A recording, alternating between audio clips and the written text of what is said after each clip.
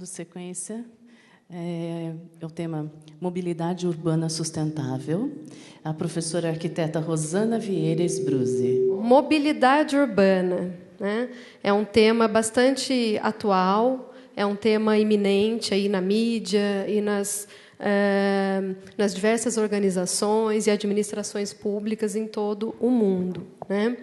Hoje, a ideia é fazer esse convite para que a gente possa iniciar uma discussão com vocês a respeito desse tema, mobilidade, para que possamos contribuir, né, de alguma forma com o Plano Municipal de Mobilidade Urbana da cidade. Então, é um primeiro convite, realmente, para essa participação de todos, porque, como o próprio plano coloca, deve ter gestão democrática e deve ser um plano participativo. Então, esse é o nosso objetivo com esse seminário, tá certo? Bom, ele tem importância estratégica na gestão do espaço urbano, porque ele que vai orientar e organizar todo tipo de deslocamento no espaço urbano e é um fator essencial para todas as atividades humanas, ou seja, a vida ela se realiza na cidade, ela se realiza no espaço urbano. É ali que a gente tem a concretização da nossa vida, das nossas realizações, dos nossos sonhos, do nosso cotidiano, do trabalho. Então, toda a nossa rotina, todo o nosso cotidiano se faz na cidade, se faz no espaço urbano. E, para isso, a mobilidade tem papel fundamental nesse processo, né? Ela é um elemento determinante no desenvolvimento urbano, né? Quando a gente fala desenvolvimento urbano, aparece, às vezes, um ponto de interrogação, né? Mas o que é esse desenvolvimento urbano? Porque, quando a gente fala de planejamento e gestão, o principal objetivo do planejamento e da gestão urbanos é atingir um desenvolvimento urbano pleno, sustentável, não é? Na construção de cidades sustentáveis. Mas o que é, né, esse tal de desenvolvimento urbano?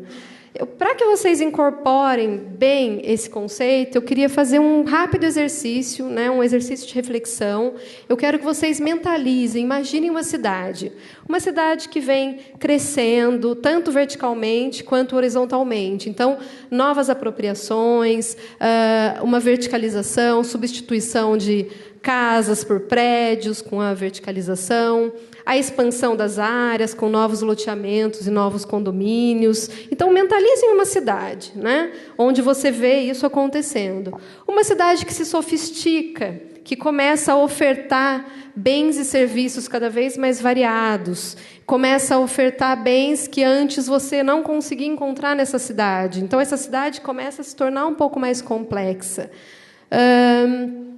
Tendo, por isso, a multiplicação de subcentros de comércio e serviço, ou seja, é uma cidade que começa a apresentar novas centralidades, ou seja, novos bairros que são altamente sustentáveis do ponto de vista econômico e de ofertar bens e serviços para essa população. Então, eu não preciso mais ir ao centro tradicional da cidade para eu ter um serviço ou um bem mais básico, que eu já tenho no próprio bairro, né, uma nova centralidade que acaba sendo autônoma do centro da cidade, que normalmente é o centro tradicional, aquele onde a cidade começou. Isso, na maioria das cidades, é assim, tá certo?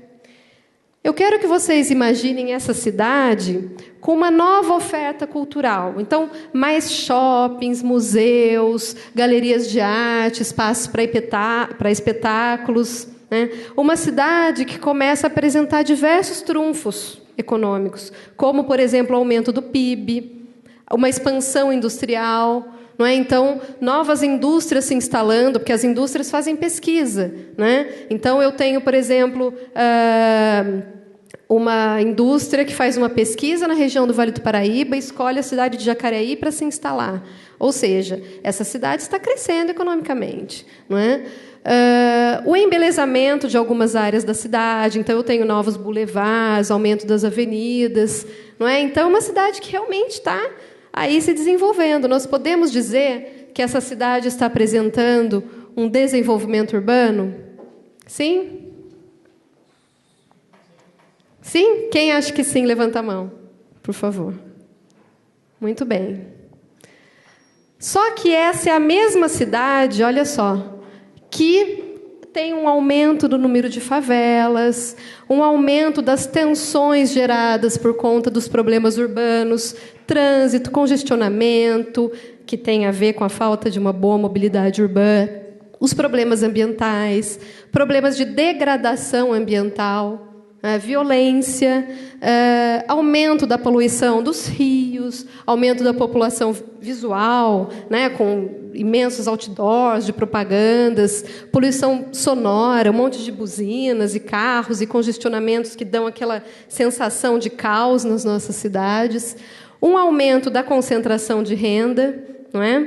Que é esse crescimento que a gente tem hoje de forma espraiada, e onde a gente tem a reprodução do capital, a gente tem um aumento da concentração de renda nas cidades e que, com isso, aumenta a segregação socioespacial, né?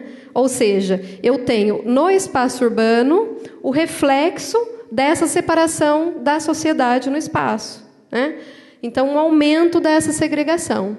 Essa, infelizmente, hoje, é a realidade da maioria das cidades brasileiras. Não é? São diversos os problemas urbanos que a gente vê, alguns estão pontuados aí, muitos deles, né, como a gente tem os trânsitos, os congestionamentos, essa produção do espaço urbano de forma espraiada, a ineficiência dos transportes, todos esses têm a ver com o tema da mobilidade. Mas, se a gente pensar, todos esses outros problemas estão envolvidos e diretamente relacionados com a mobilidade urbana. Então, a gente não pode pensar a mobilidade de forma setorizada, de forma fragmentada. A gente precisa pensar ela inserida num contexto integrado de todas as políticas urbanas. Tá certo? Então, agora eu pergunto novamente, nós podemos dizer que essa cidade apresenta um desenvolvimento urbano? Não, né? O que essa cidade apresenta, muitas vezes, é um desenvolvimento econômico com modernização tecnológica. E, muitas vezes, uma remodelação de algumas áreas. Não podemos confundir, né? O desenvolvimento urbano pleno, autêntico, sustentável, que é o qual nós brigamos, né, e vamos lutar por ele implica na melhoria das condições materiais e subjetivas também, né, que é a condição de vida das pessoas nas cidades. Mas, principalmente, a diminuição da desigualdade social. Então, tem que ter justiça social, né, e garantia da sustentabilidade, seja ambiental, social e econômica. Então, não podemos confundir o desenvolvimento urbano com o simples desenvolvimento econômico. Ele é importante, claro que é, não é? Mas tem muitas contradições aí. Né? Na medida que eu não tenho o desenvolvimento econômico acompanhado de melhoria da qualidade de vida da população, eu não posso falar de desenvolvimento urbano. Né? Por que eu estou falando isso? Porque o desenvolvimento urbano ele é o objetivo principal do planejamento e da gestão. Então, todas as políticas urbanas de mobilidade, de saneamento, de habitação, todas elas vão ter que chegar no objetivo último, que é atingir esse desenvolvimento urbano. O plano municipal, como colocou o professor Edinho, entra, então, tendo um papel decisivo nesse processo. Né? Então, nesse contexto, o plano de mobilidade, que pensamos que deve ser sustentável, ele vem para preencher uma lacuna que deve ser integradora das diversas políticas urbanas do município, né, da administração. E ele precisa, como eu falei, ele precisa ser pensado de forma integrada. Hoje, infelizmente, as políticas são pensadas de forma fragmentada. Então, eu tenho, muitas vezes, a habitação, o saneamento, a mobilidade, pensados cada um na sua pasta, de forma que eles não conversam, e a gente não consegue ter um planejamento integrado das políticas do município. Tá certo? Bom, uma mobilidade urbana bem pensada, bem planejada, com sistemas integrados, com todos os sistemas modais que a gente tem, não só os veículos motorizados, ou não só a bicicleta, mas uma integração de todos os sistemas, né, de forma pensada para aquele município, ela garante o acesso dos cidadãos às cidades, ou seja, o direito à cidade, não é? Que é uma luta aí do Estatuto da Cidade. Então, principalmente garantir a função social no espaço urbano, né, da terra urbana, e proporciona a melhoria da qualidade de vida. Tá? Então, é realmente assim, muito importante a gente pensar esse tema da mobilidade. Aqui, só para ilustrar um pouquinho para vocês qual que é a nossa realidade, né? São os diversos modais, aí é uma hierarquia dos diversos modais de transporte. A gente tem o que é ideal, né? Aqui E aí a gente percebe que a nossa realidade é justamente a inversa aí do que seria o ideal. Então, eu tenho ali no topo da pirâmide os pedestres e os transportes não motorizados, e na nossa realidade o que acontece é justamente o contrário aqui. Eu tenho o transporte privado, né? Os automóveis, como sendo aí a base onde, infelizmente, é o que mais se utiliza hoje nas cidades brasileiras. Aqui, só para também ilustrar um pouquinho, né, o que gera essa grande ocupação dos carros nas cidades, né, nos grandes centros. Eles ocupam, em média, 70% do espaço público, isso é muita coisa, né? Só que eles vão transportar somente 20% dos habitantes. Então, existe uma contradição tremenda aí, né? Bom, aí tem o ciclo dos congestionamentos. Então, quanto mais vias, mais carros, mais congestionamento. Aí eu preciso abrir mais vias para dar conta desse congestionamento. E aí eu tenho mais carros. Então, é um ciclo que não acaba nunca, não é? Então, que tal se a gente pensar, não é? Se a gente puder pensar em integrar outros modais de transporte. Não é fácil. Não é fácil porque está na cultura do brasileiro isso, né? O carro... ele significa até um status, então é uma coisa que vem assim de, não, agora eu comprei o meu carro, né? Então isso faz parte aí da nossa cultura, né? Vem de uma indústria automobilística também extremamente forte, mas aí daria uma outra palestra, né, Dinho? Então, mas é uma coisa que a gente precisa rever. Aqui também para ilustrar para vocês uma comparação com outros países, né, a quantidade em termos de transporte público e transporte individual. Aqui no Brasil eu tenho isso, o transporte público está um pouquinho acima, mas se você vê nos outros países mais desenvolvidos, o transporte público ele acaba sendo ainda mais conflitante, né? No caso aqui dos Estados Unidos, eu tenho o transporte individual no topo aí dessa pirâmide. Bom, os custos, né, com relação aos modos de transporte. Eu tenho 57% do custo com relação aos automóveis. Né? Então, os acidentes que acontecem anualmente têm um custo muito alto, infelizmente, para a nossa administração pública. No entanto, eu tenho 11% ali de caminhões e 13% de ônibus urbanos. Né? Então, quer dizer que os acidentes eles custam muito caro para a administração pública, por conta, às vezes, de uma ineficiência nesses transportes. Bom, e o Plano Municipal de Mobilidade Urbana? Como o professor Edson colocou, né, ele faz parte, então ele vai ser o plano, ele vai ser o documento, né, que a partir das diretrizes, dos princípios e diretrizes colocados na Política Municipal de Mobilidade Urbana, ele vai ser o documento municipal que vai instrumentalizar o município, né, e garantir que essas ações possam acontecer.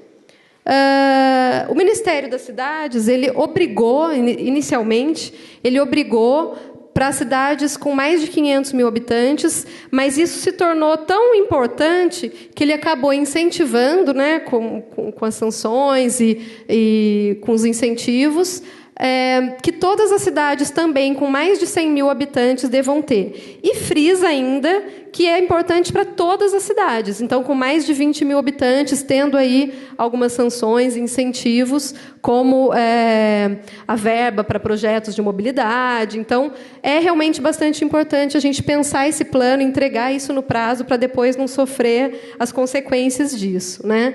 No caso aqui da nossa cidade, Jacareí, ela está entre essa categoria que está acima de 100 mil habitantes, não é?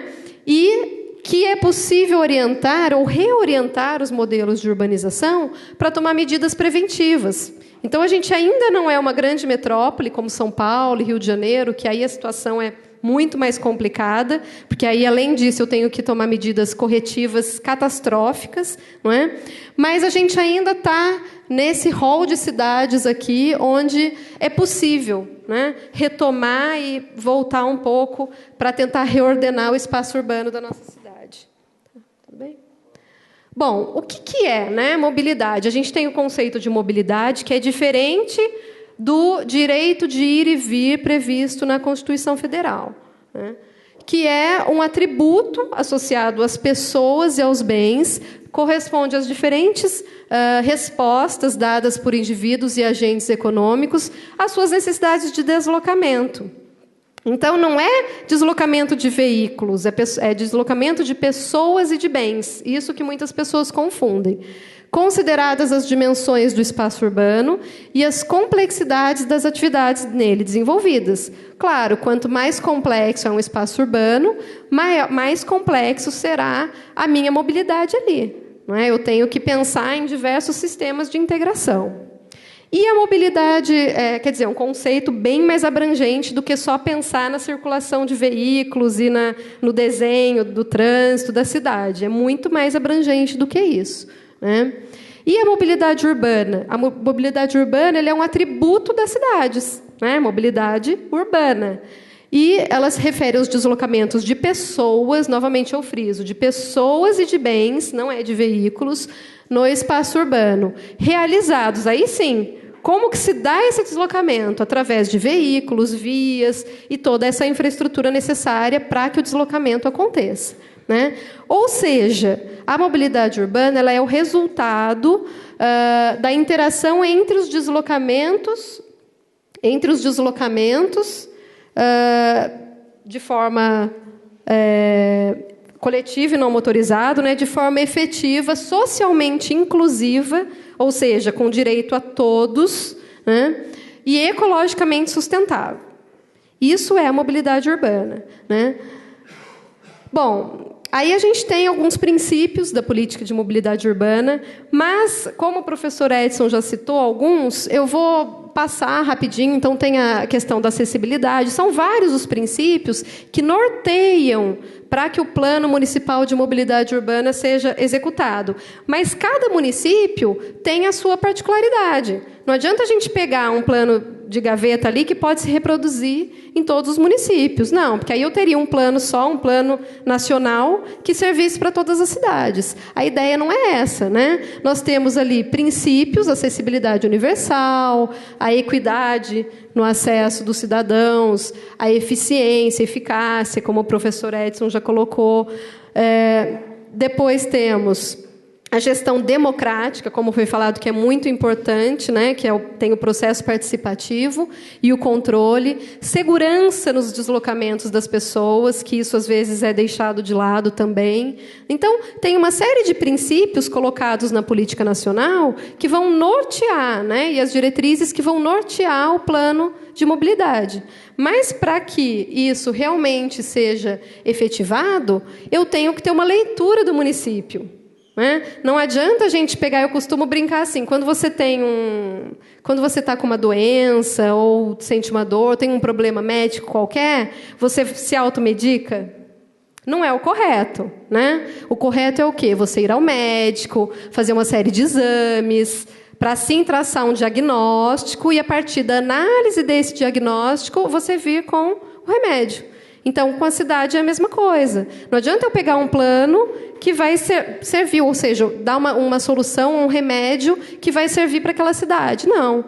Eu preciso entender quais são os potenciais, quais são os problemas inerentes àquela cidade, como que o cotidiano se dá ali, né? Quais são as reais necessidades da população daquela cidade. Então, não adianta eu querer vir com uma resposta pronta. Não é assim que funciona. Eu tenho a questão econômica, eu tenho os cotidianos, eu tenho a ambiência, eu tenho diversos diversas facetas que vão perpassar para que eu trace, aí sim, um diagnóstico da cidade, para que eu trace um panorama dos principais problemas, das principais necessidades e também dos potenciais do município, para aí sim, a partir dessas diretrizes, eu poder, então, eu vou priorizar a bicicleta, ou eu vou priorizar o ônibus. Não, então aqui eu posso tirar o carro. Não, a gente não pode já falar isso. Eu prefiro... Não pode ser assim, seletivo. Eu preciso fazer um estudo, né?